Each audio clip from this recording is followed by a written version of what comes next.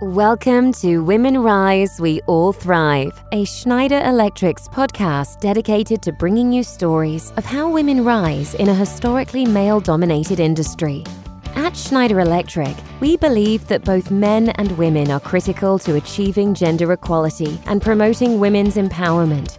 We commit to act as an agent of change and build a better world where gender diversity, equality, and inclusion are real.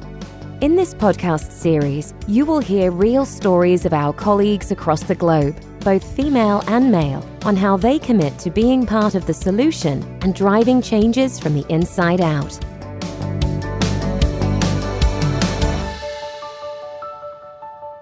Hello everyone, welcome back to our podcast series. This is Chidi, your host.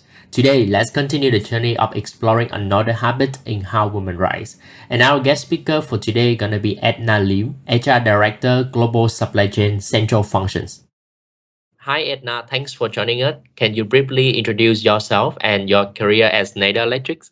Hi, Jia. Thank you very much for having me here today to share with everyone. So currently, I'm actually the HR business partner for the GSC Central Functions, which is actually on the GSC strategy performance as well as on the logistics and planning, the two very critical functions that we have also in global supply chain. So I actually have first started my journey with Schneider since a long time ago. I actually first joined in 1995. So my background, my first 14 years of my career, I actually came from marketing, business development, as well as product management.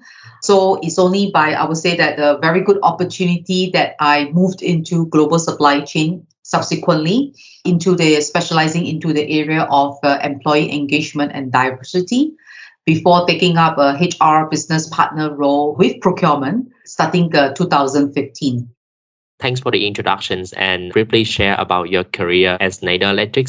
I think it's great to learn that, when I was talking to many female leaders, one of the things that I have observed is that they actually move, via various functions during their career as Schneider Electric, which is fantastic, right? And I think we're going to be going back to your story from from marketing to HR later on. Now, actually, just to continue, the topic of our podcast, which is about the habits in how women rise. So when you learn about the habit number 2, which is expecting others to spontaneously notice and reward your contributions, what would you think about this habit, Edna? Good question, Jia. I think, to be honest, when I first started in my early part of my career, this is probably one area that I know that I have quite a bit of a challenge or struggle with at the beginning, because I tend to feel that, I'm somebody that's very dedicated to whatever I do, right? So I do not necessarily tend to feel that I need to kind of tell or share, or promote a lot about what I'm doing. Because I feel that the philosophy that I have in my career over these years is always like, time will tell, right? Time will prove in terms of what you're exactly doing, so you don't have to necessarily kind of, to show, to promote, to tell what you are doing with that, and thinking that, you specifically need to put a focus to let people know what you have been doing. So at the beginning of my career, I would say that was a bit of that struggle. But actually, over the years, I start to realize that, I've seen some really great inspirational leaders. I also have very good mentors who have given me very good career advice. I tend to look at this habit now very differently, because I think that it, in a way, is a good, I would say, to share more as a kind of best practice, or maybe your personal learning as well with others, right? With the good intention that you also want others to be successful. You want others to learn from your failures so that probably we will not repeat exactly the same challenge or mistake again. So right now, I tend to I tend to look at this habit right now with a very, very different view that I'm now very much willing to always kind of, to share, not necessarily that I want somebody to recognize my achievement, but more of with the good intention that, I have gone through this path, I have learned something, and this is where I would like to share with you. At the same time, I'm also taking these as a kind of feedback from others as well, right? To say that, is there a way that we can improve better? Is there a way that we can do something different? So I would say that this is how I look at on this particular habit now. So let me know, if you have any further questions about that as well. Yeah, I think this is great. And especially when you mentions that, many of us gonna tend to have this thinking that time will tell, right? And we're gonna just, focusing on doing our best job and expecting, maybe our managers or our leaders or even the result itself will speak for themselves. But I think now this is actually linking, just trying to connect the dot, because I was talking to Lily the other day as well about how women tend not to claim for their achievement. And I think the two topic is quite, connected with each other as well. Right. So why do you think that this topic will actually tend to happen to women more than men? Are there any particular patterns that, are driven toward these directions? Actually, good question. To be honest, I don't think this will only just happen to women, because I also have come across some male friends or colleagues that Mm, also sometimes can be in such a situation. But I do tend to agree that probably we tend to see more situations with female. I think as a woman myself, I probably know and understand how they feel as well, because we are somebody that I would say that for female, we are not generally somebody who will kind of raise our hands up and say, well, I've done this, this is a great job, yeah. and the mindset that we have is more very collaborative, right? Working as a team. So this is the success is not just myself, but it's together with my colleagues and the rest of the people in my support network who have worked alongside with me to make this happen. So I tend generally we work with a kind of very collaborative mindset. So in a way that we do not necessarily kind of point out that we are doing these, I'm the one doing this, I'm the one doing that. So we tend to use a lot of times like we, right? I mean, this is my personal feel, and this is how even myself, that I also tend to feel in the past. Like I mentioned in my earlier part of my career, that I would tend to always look at we, using the word we, that we work together. I do not I kind of say this is something that I've done, but this is a team effort. And again, I think right now, is kind of a different stage of my career that I think is important that you do not feel shy. You do not feel shy to share what you have done, with the kind of, like I said, with the good intention that you want to actually, to share this with the rest as well. Thanks for sharing, Edna. I think that's very insightful. However, I'm just wondering what should be the fine balance between talking about yourself and spreading the credits for others? Mm. Good question, Jia. I think there is a difference when you tend to just speak about yourself sometimes, without any context of, sharing in terms of what you have done, in terms of, how you're going to help others or benefit others. It might come across sometimes that you're like, just boasting about yourself, right? So I would say that how we can manage these is that when you share about yourself, you also share with the intention of the objective of what you have specifically done or what you have actually learned, and how that learning or what you have done could help others, to help others to be successful. And this in a way will not come across as you're just kind of promoting about yourself, right? Because you were just Mm, talking about yourself without a more in-depth in terms of what has been done and the sharing, So I would say that this is how actually I look at it, that there is mm, a kind of a difference. And this is how it's true that it's probably not so easy, I mean, where do we exactly draw the line, right? But I think, like I say, if you go in with the intention of really, you want to share with others and helping others to be effective, helping others to be successful. And I would say that that will be the kind of perspective that you should go towards too. I see, I see. Now, actually, your sharing is very provocative, and I think it's actually just trigger another question in my mind, because I was trying to put this in a different perspective, right? So, how does the balance change? I mean, between talking about yourself and spreading the credits for other when you move from individual contributors to the leaders' roles? Okay.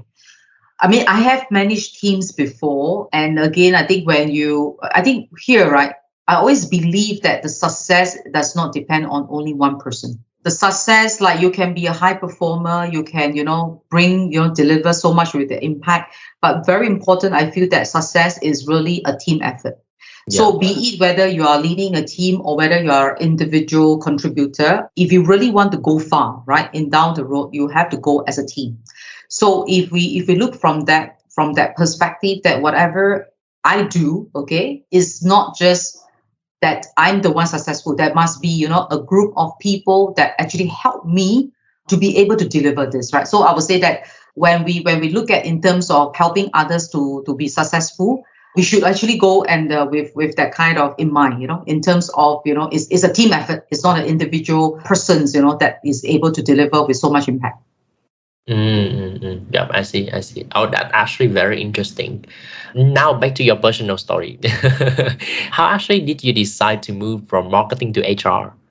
So, Jia, actually, to be honest, when I first started moving from marketing to HR, I recall my first 6 months was very challenging. It was a very steep learning curve because I have to really learn the hard skills, right? So, for example, understanding the whole HR process, understanding the HR systems and tools. And also, there's a lot of instances that you don't learn from textbooks, right? Because about situation involving with people, with employees. So how do you actually apply those kind of knowledge and skills? So it's really, I would say that the first 6 months was very challenging. Certainly, there were some instances that, of course, I made mistakes, right? And this is where you kind of learn from there. But also what I feel that it helped me in that role was based on my marketing background before. Because one of the fundamentals I would think that is very important is about communication.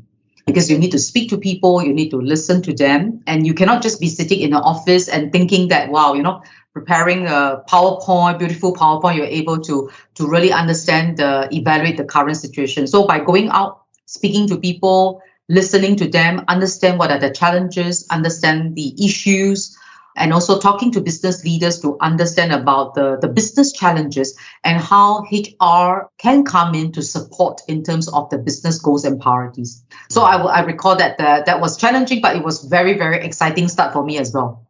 Yeah, I see.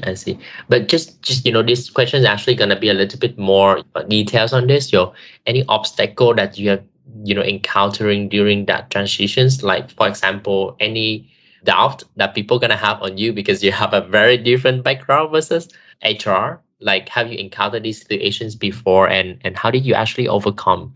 Yeah, it's true that when I first took the role, I would say that probably is quite surprising for some of my colleagues, including even my personal friends, who were kind of surprised that, oh my God, you moved from marketing to HR, so why HR? And I recall that my reply to them is, why not HR?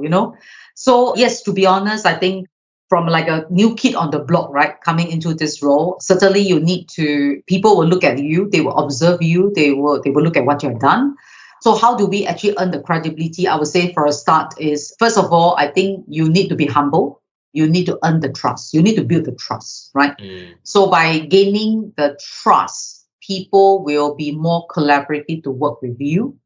And then also socialize ideas. I recall at the time is, I will socialize some of my ideas, concept, with people around me that I know that they will give a very, very good, they serve as a kind of my sounding board. So with that, when you start to get some feedback from people and people start to see that you engage them in the conversation, people will tend to trust you and then they will be supportive in your proposal, right? And I'm a big fan of doing kind of, I would say, pilot trials, right? Because in marketing, you need to kind of, test the market first, right? To see how's the initial feedback coming from the customer. So with the same concept that I bring into my role in HR is to test the idea, right? To test the idea and find, if it's not going to be great for a start, this is where you fine tune, or you start to see some good initial quick wins, and then you need to see how you're going to scale it up.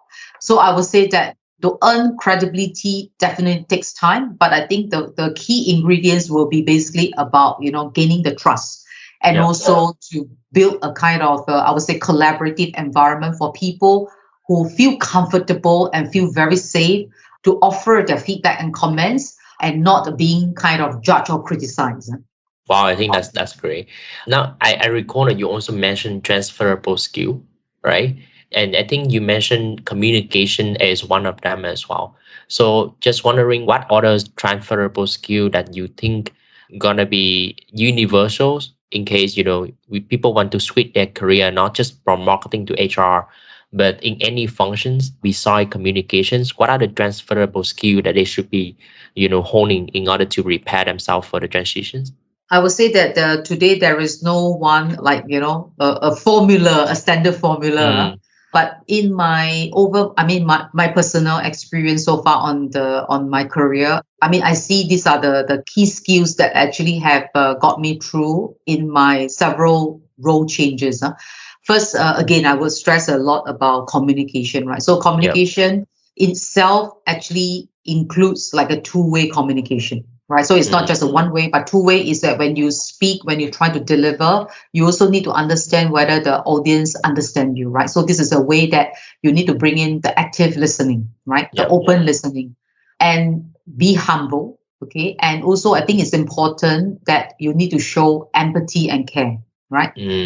Because we are humans after all, right? So when you want to, and ultimately we want to come together and work together. And in order for people to come together, they must be comfortable with you, right? So if you are somebody who show the empathy and care, and sometimes understanding certain challenges, what they're going through, whether in their personal or career life, this is where people will feel much more engaged that they want to work with you. So like I said, I will highlight certainly the communication, the active, open listening, show the empathy, the care.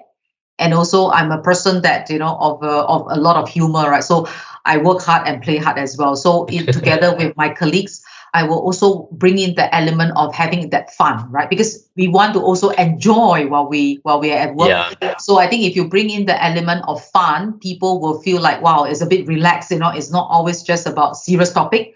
But of course, when it comes to serious topic, we really work very hard. So I would say the element of fun also helps a lot. Exactly. Well, thanks so much for your sharing, Edna. I think what my key takeaway after our conversations today is that it's actually not just about personal branding. It's not about talking about yourself, right? But it's actually more about engaging with others, all right, so that you can actually communicate with them more in a two-way and effective way as well. Thanks so much for your sharing. Any final advices that you would like to give to the audience? I would say that first of all is don't be shy to share what you have really, truly done and delivered. Right? If you have put in all the hard work, don't be shy to share, and it will not come across as you are kind of, promoting or being like, boastful. But here in today's world, where we are right now, doing a lot of things with so much time that we have, I think all the more we need to help others to be successful. And by sharing your idea, you not only get feedback from others, in a way, there might be somebody out there who are probably working on this idea, and this just reinforced that, maybe that idea is working very well, and the person could kind of apply and then scale up from there. Thanks, Edna, for a great conversations. And to the audience today, I hope that you also have some key takeaway after her sharing. Please join the conversation with us and stay tuned for the next episode. The content of this podcast is for informational purposes only, should not be undertaken as financial, economic, legal, business, tax, or investment advice. The information, statements, views, and opinions should not be construed as the provision of advice by Schneider Electric or as an offer to buy or sell any products or services, or to make or consider any investment or course of action. Unless stated otherwise, or with quoted source, the facts provided in this podcast are the speaker's own observations and opinions.